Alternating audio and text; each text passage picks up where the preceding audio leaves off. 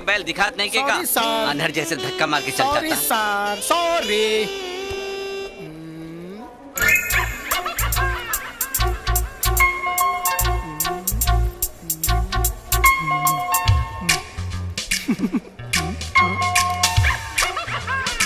Hey mister, I am Lakshmikant और Lucky.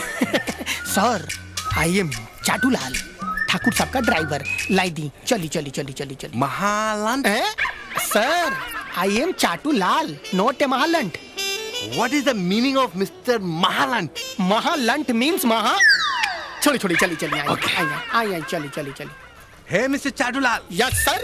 अरे तुम्हारे ठाकुर साहब की गाड़ी किधर है? सर, उड़ाल ठाकुर साहब के फरारी, जकरा में करे के बरौआ के सवारी। Hey, it's very nice. It's unique. Sir, this is Indian Ferrari, made by Bihari. तेल नोट लगेंग, बिना तेल के चलेंगे। Very nice. मैंने ऐसी गाड़ी पहले कभी नहीं देखी। चला बकलोल, अभी तो बहुत कुछ देखे के बा। What? नो सर, कुछ नहीं सर, एंजॉय फॉर फरारी।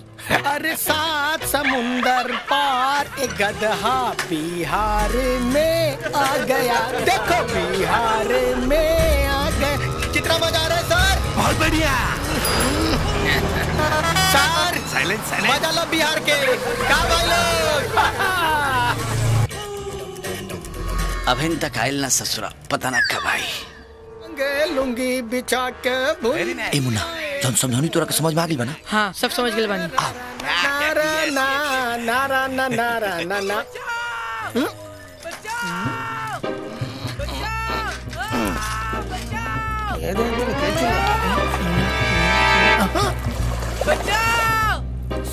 सर एक बच्चा डूब रहा है सर। हमको तो तैरने भी नहीं आता है सर। You know swimming?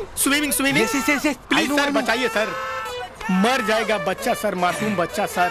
अरे सर कपावा खोलिए सर, नमूनिया हो जाएगा सर आपको, प्लीज। सर जूता। सर गाड़ी सर, पानी चला जाएगा सर, गांव में note Warring sir, servicing not hoeing. जल्दी सर बचाइए, राम जी के नाम लेके कूद जाइए।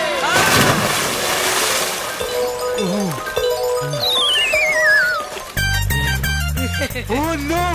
पानी में जले मेरा गोरा बदन पानी में।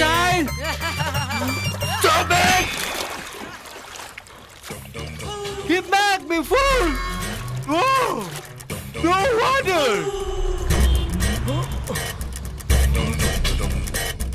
Oh no! किधर गया? चाटूलाल! सारा सामान लेके चला गया, pant shirt coat shoes everything lost. Oh my God! कहाँ चिल्लाता रहो? अरे वो चाटूलाल हमारा सारा सामान लेके गया, सिर्फ ये अंडरवियर बाकी है। तो ऐसा लिपस्टिक पिछुआड़ा पर लगा के घूमबा तो लोग चाट के चलिए न जाई। Help me. काजी, तुम कहाँ से आए हो? यहाँ का नहीं लग रहे हो। अमेरिका से। अमेरिका से? यहाँ का करने आए हो? वो ठाकुर वीरेंद्र प्रताप की लड़की काजल से शादी करने के लिए। तुमको अमेरिका में लड़की उड़की नहीं मिली काजी, ये तुम बिहार में ब्याह करने चले आए? ओह नो, अमेरिका में लड़की है, बहुत अच्छा, सुंदर, लेकिन वो क्या है ना, शादी से पहले किसिंग सब हो जाता है। इंडिया में ओनली आफ्टर मैरिज। तुमको कैसे पता है? वही तो पता करने आया है, लड़की का घर, खानदान एंड कैरेक्टर। अच्छा, तुमको क्या लगता है कि तुमसे वो सब कुछ बता देंगे का? 10 दिन के लिए छुपा भी सकते हैं। तुमको बेवकूफ बना सकते हैं, दिखावा नाटक भी कर सकते हैं।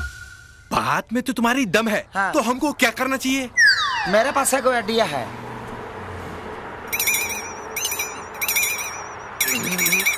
नो, तुम्हारा आइडिया बहुत बेकार। तो ठीक है, हम तो सोचते थे कि तुम बाहर गांव के हो, तुम्हारा थोड़ा सा मदद कर दे। जा बाबू, फिर कोई चाटू चपाटू मिलेगा, अब पीछे से चट के निकल जाएगा। तुम्हारा आइडिया इतना बुरा भी नहीं।